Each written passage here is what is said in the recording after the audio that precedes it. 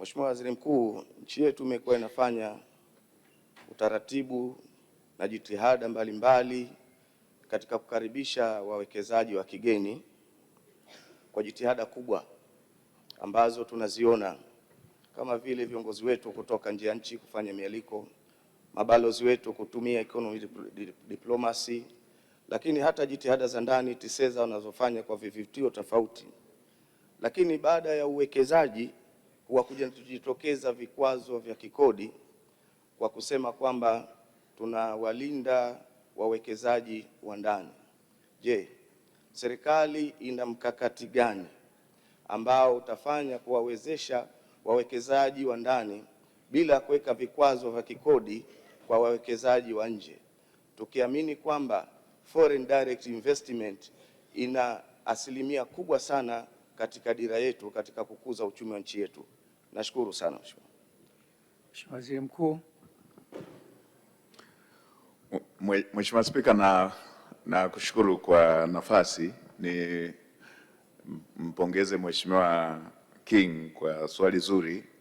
Kumbuka Mheshimiwa King amekuwa kwenye kamati ya bajeti, amekuwa kwenye kamati mbalimbali zinazoshughulikia masuala ya kiuchumi kwa muda mrefu. Mheshimiwa Spika, hoja aliyoitoa Mheshimiwa mbunge ni ya msingi, na kimsingi hivyo ndivyo ambavyo serikali imekuwa ikifanya, na tutaendelea kurekebisha kama bado kuna dosari zinajitokeza. Mheshimiwa Spika, tunahitaji uwekezaji wote, uwekezaji wa ndani na uwekezaji wa nje, na maeneo ambako kuna kuwepo na hoja za kikodi kimsingi hakulengi sana kwamba ni kwa ajili ya kulinda wawekezaji wa ndani.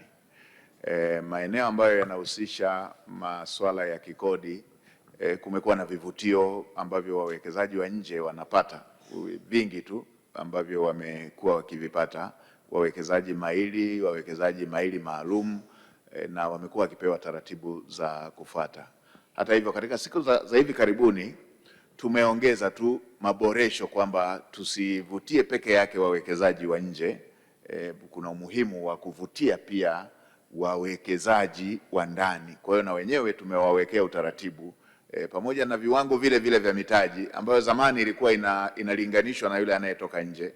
Sasa kumekuwa na dirisha mahususi kwa wawekezaji wa ndani. Kumekuwa na viwango maalum kwa wawekezaji wa ndani ili kuweza kuwafanya wakidhi. Tulikiwa tumeanza na kiwango cha chini cha $100,000, na katika sheria ya juzi ile tuliyoitunga ya uwekezaji na maeneo maalum ya uwekezaji, sasa tumeshusha iwe $50,000 kwa wawekezaji wa ndani.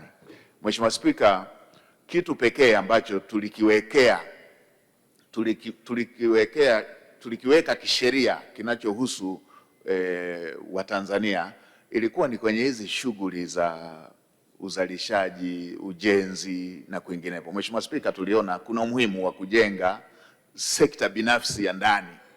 Mheshimiwa Spika, sheria ya zamani ilikuwa inasema Watanzania wanaweza tu wakachukua asilimia kadhaa kwenye mradi, labda 30 au kupitia local content, na sheria yenyewe ilikuwa inasema kwamba miradi yote ile lazima ifanywe na wageni.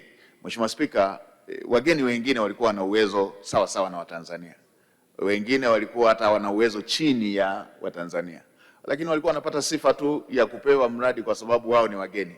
Hii Mheshimiwa Spika, haikuwa imekaa sawa. Mheshimiwa Rais alisema tusiangalie ugeni peke yake, tutengeneze na sisi sekta binafsi ya ndani.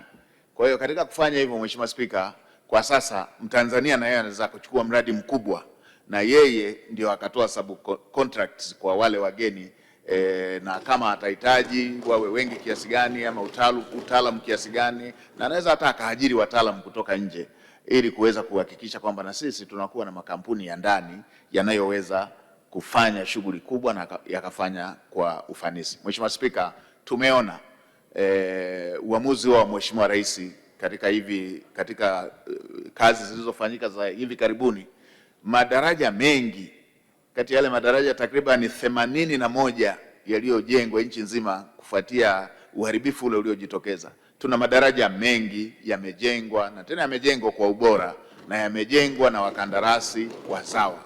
Kwa hili ndio eneo ambalo tumeliwekea kwenye sheria tukiwa tunalenga kujenga nguvu ya uchumi inayomilikiwa na Watanzania. Lakini kuhusu uwekezaji, Mheshimiwa Spika, hilo liko wazi kwa mtu yeyote kuja kuwekeza, na tunaamini kwamba ni jambo ambalo linachangia kwenye uchumi wetu.